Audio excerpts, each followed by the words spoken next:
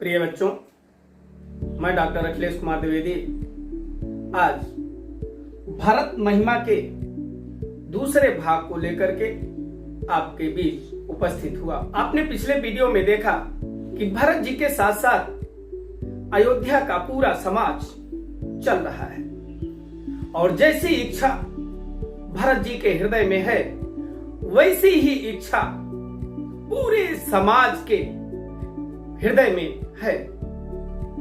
वो सभी ये अपने मन में विचार बना करके चल रहे हैं कि भगवान श्री राम के दर्शन होंगे और हमारे दारुण दुखों का नाश होगा। और ऐसे में पूरा समाज भगवान श्री राम के प्रेम रूपी मदिरा का छक्कर पान किया हुआ है और पान करने के उपरांत मार्ग में लड़खड़ाते हुए आगे की तरफ बढ़ रहे हैं।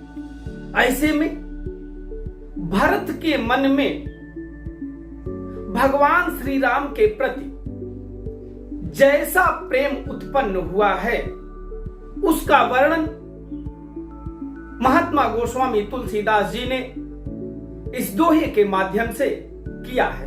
तो आइए हम देखते हैं भरत महिमा के दूसरे भाग को। भरत प्रेम तेहि समय जस तस कहि सकै न शेष। भरत के मन में उस समय जैसा प्रेम भगवान श्री राम के प्रति उत्पन्न हुआ है तस कहि सकै न शेष। हजारों मुख वाला शेष नाग भी उस प्रेम का वर्णन नहीं कर सकता है। जिसके पास हजारों फन है, हजारों मुख है, वह भी असमर्थता प्रकट कर देता है उस प्रेम का वर्णन करने में, जैसा कि भरत के हृदय में भगवान राम के प्रति उस समय प्रेम उत्पन्न हुआ है।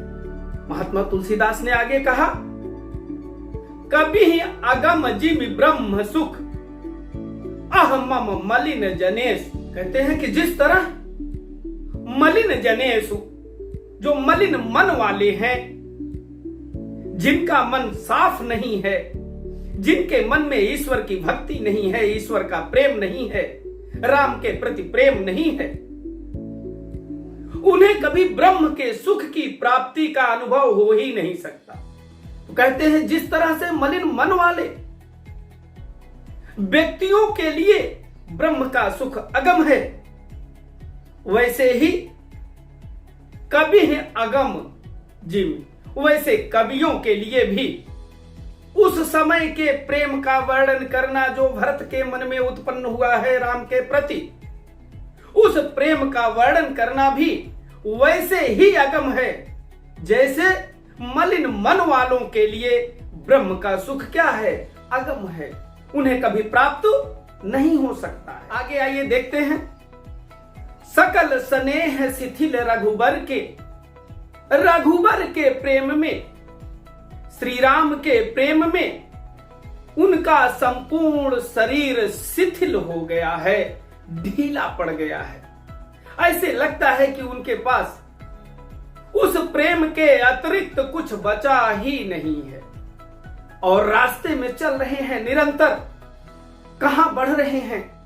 जहां दोनों वीर राम और लक्ष्मण सीता के साथ उस पयस्विनी नदी के तट पर रुके हुए हैं, उसी दिशा में आगे की तरफ रास्ते में चल रहे हैं, आगे की ओर बढ़ रहे हैं। गए कोस दुई दिन कर ढर के, और देखिए उस प्रेम के भावाभिभोर होकर के, उस प्रेम के वशीभूत होकर के इस तरह से चल रहे हैं कि दिनकर के ढरकने तक, सूर्यास्त तक, सूर्य के अस्त होने तक गए। कितना गए? कोस दुई दिन कर ढर के, मात्र 2 कोस अर्थात 6 किलोमीटर ही पूरे दिन में चल सके। ऐसा हुआ क्यों? ज्यादा भी चल सकते थे, लेकिन वो प्रेम के वशीभूत थे, उस प्रेम में इतना मग्न थे, प्रातः से लेकर के और सूर्यास्त तक, दिनकर के ढरकने तक, सूर्य के अस्त होने तक मात्र कितना चल पाए? 2 कोस। जल थल देखी बसे निस बीते, और जहां सूर्यास्त हो गया तब तक वो प्रयागराज तीर्थ के समीप पहुंच चुके थे। वहां उन्होंने उचित जल और स्थल की व्यवस्था देख करके विश्राम करने का निर्णय लिया और दिन भर उस कटीले पथरीले मार्ग पर चलते चलते भरत के पैरों की स्थिति क्या हुई थी, इसको बाबा गोस्वामी तुलसीदास ने बड़े ही मार्मिक ढंग से दर्शाया है। झलकत झलका पायन कैसे, दिन भर धूल धूसरित मार्ग से, ककरीले पथरीले मार्ग से चलते हुए भरत के पांव में झलके पड़ गए हैं और वो झलका उनके पांव में कैसे दिख रहा है। झलकत झलका पायन कैसे, कमल कोस ओस कन जैसे, जैसे खिले हुए कमल के कोस में ओस बिंदु पड़ा हो और उस पे भगवान भुवन भास्कर की लक्ष लक्ष चमचमाती हुई किरणें पड़ रही हों, वैसे भरत के कमलवत चरणों में वह झलका सुशोभित हो रहा है, वैसे वह झलका दिखाई दे रहा है। कीन्ह गमन रघुनाथ परिते, पुनः दूसरे दिन भगवान भुवन भास्कर के उदित हो जाने पर प्रयागराज तीर्थ पर भरत पूरे समाज के साथ जाकर के स्नान करते हैं और स्नान करने के बाद भगवान राम का स्मरण करते हैं। दान पुण्य करने के पश्चात जब त्रिवेणी की ओर मुख करके खड़े होते हैं और उसकी धवल लहरों को देखते हैं, भाव विभोर हो जाते हैं, तब वो तीर्थराज प्रयाग से भिक्षा मांगते हैं। देखत श्यामल धवल हलोरे, पुलक शरीर भरत कर जोरे। उस प्रयागराज, उस त्रिवेणी की धवल लहरों को देख करके, हाथ जोड़ करके, रोमांचित होकर के भरत भिक्षाटन करते हैं, भीख मांगते हैं। क्या कहा भरत ने उस प्रयागराज से, मांगो भीख त्यागी निज धर्मु, आरत काह न करे कुकर्मु। मैं दुखी हूं, मैं दीन हूं और आपसे, हे तीर्थराज प्रयाग, मैं हाथ जोड़ करके आपसे भिक्षा मांग रहा हूं। भीख मांगा क्या भरत ने? उस त्रिवेणी से, उस तीर्थराज प्रयाग से स्नान करने के बाद, अर्थ न धर्म न काम रुचि, गति न चाहूं निर्वाण, जन्म जन्म रति राम पद, यह वरदान न आन। भरत ने कहा कि हे प्रयागराज तीर्थ, मैं आज आपसे जो भिक्षा मांग रहा हूं, न मेरे मन में अर्थ की अभिलाषा है, न धर्म की, न काम की, और न ही मैं मोक्ष चाहता हूं। मैं किसी प्रकार की इच्छा नहीं रखता हूं। मेरे मन में तो बस केवल एक ही इच्छा है, जन्म जन्म भर, जितनी बार भी जन्म हो, बस केवल एक ही भिक्षा की इच्छा मैं आपसे रखता हूं कि राम के चरणों में अनुराग मुझे दे दो, और मुझे किसी चीज की आकांक्षा नहीं है।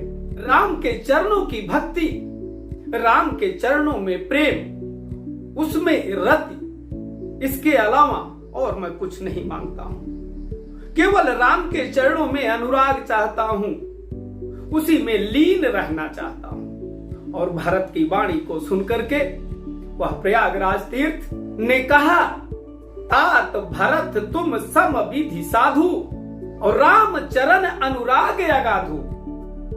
हे भरत, आप तो हर प्रकार से सज्जन हैं, साधु हैं, और आपके हृदय में राम के चरणों में अत्यधिक अनुराग दिख रहा है।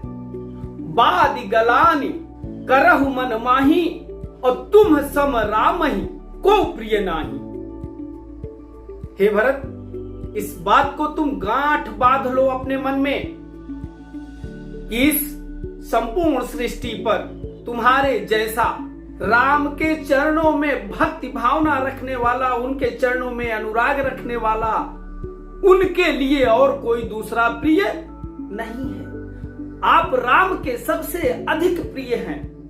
जब इतनी बात अपने इच्छा अनुकूल तीर्थराज प्रयाग से आशीर्वचन भरत ने प्राप्त कर लिया और यहां से भरत पूरे समाज के साथ आगे की ओर बढ़ रहे हैं। और वहां पयस्विनी नदी के तट पर जहां राम, लक्ष्मण और सीता निवास कर रही हैं, वहां की स्थिति क्या है? और वहां राम रजनी अवशेषा, राम को एक पूर्वाभास हो जाता है, एक पूर्वानुमान हो जाता है।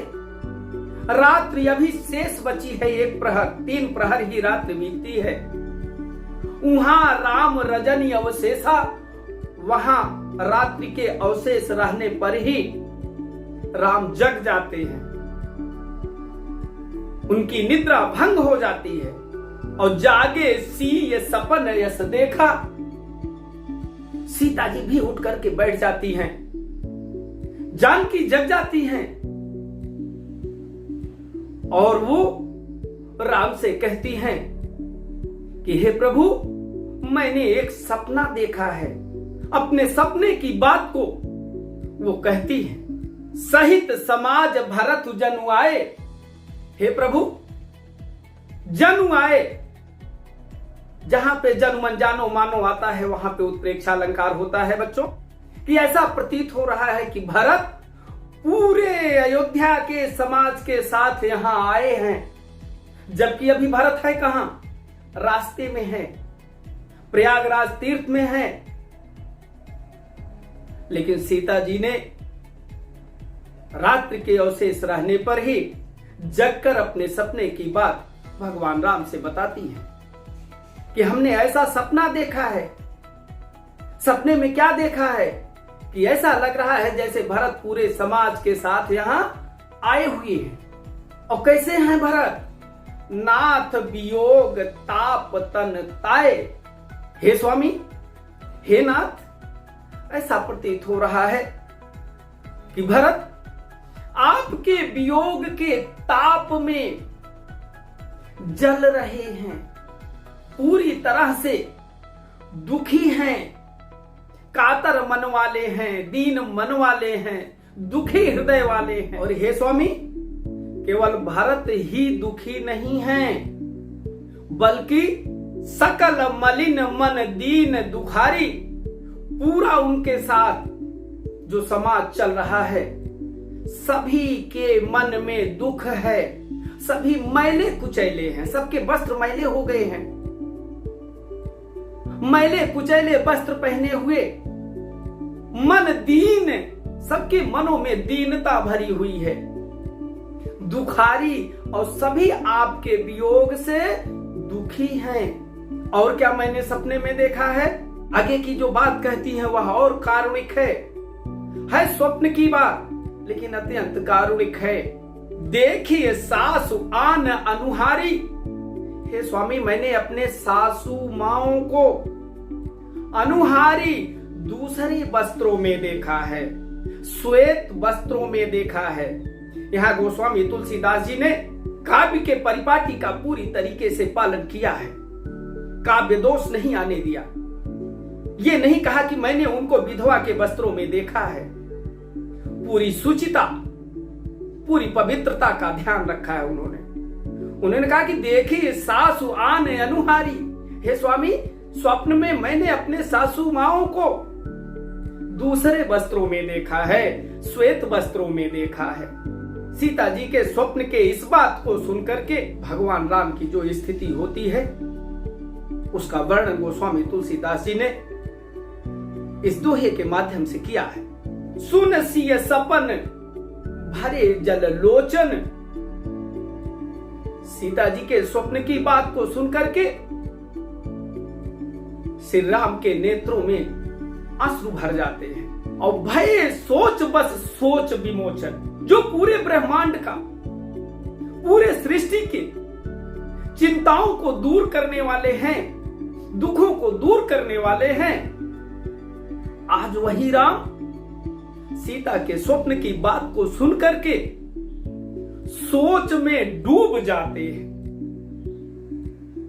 उनका हृदय आकुल हो जाता है। भय सोच बस सोच विमोचन, जो दूसरे की चिंताओं को नष्ट करते हैं, जो दूसरे के दुखों को दूर करते हैं, जो तारनहार हैं, आज वही सीता के इस स्वप्न को सुनकर के चिंता में डूब जाते हैं, शोकाकुल हो जाते हैं। और भगवान राम आगे कहते हैं, लखन सपन यह नीक न होई। हे लक्ष्मण, निश्चित रूप से यह स्वप्न जो है अच्छा नहीं होगा। लखन सपन यह नीक न होई। हे लक्ष्मण, यह सपना निश्चित रूप से अच्छा नहीं है। और कठिन कुचाह सुनिए कोई, निश्चित रूप से न सुनने योग्य कोई न कोई बात सुनाई अवश्य पड़ेगी। अस कही बंधु समेत नहाने। तब तक रात्रि समाप्त हो गई है और भगवान राम लक्ष्मण के साथ स्नान करने के लिए अपनी कुटिया से प्रस्थान करते हैं। पूज पुरार साधु सन्माने। स्नान के उपरांत भगवान शिव की पूजा करते हैं। बड़ी विचित्र बात है यहां, भगवान राम के इष्ट शिव और शिव जी के इष्ट राम। शुरू में ही कहा गया, मंगल भवन या मंगल हारी, द्रवहु से दशरथ अजिर बिहारी। एक राम तो वो हैं जो पूरे समाज के लिए केवल अयोध्या नरेश राजा दशरथ के पुत्र राम हैं, लेकिन एक राम और भी हैं। वही वो कौन है? मंगल भवन या मंगल हारी, उमा सहित जही जपत पुरारी। भगवान शिव मां पार्वती के साथ जिसकी रात दिन क्या करते हैं? पूजा करते हैं। आज वही राम भगवान शिव की पूजा करते हैं। पूज पुरारी, त्रिपुरारी। भगवान शिव की पूजा करने के बाद साधु सन्माने, साधु संतों का सम्मान करते हैं।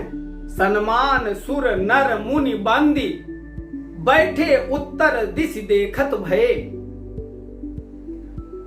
भगवान शिव की आराधना करने के उपरांत, साधु संतों का सम्मान करने के बाद भगवान राम देवताओं और मुनियों की भी पूजा किए, अर्चना किए और उत्तर दिशा की ओर बैठ गए।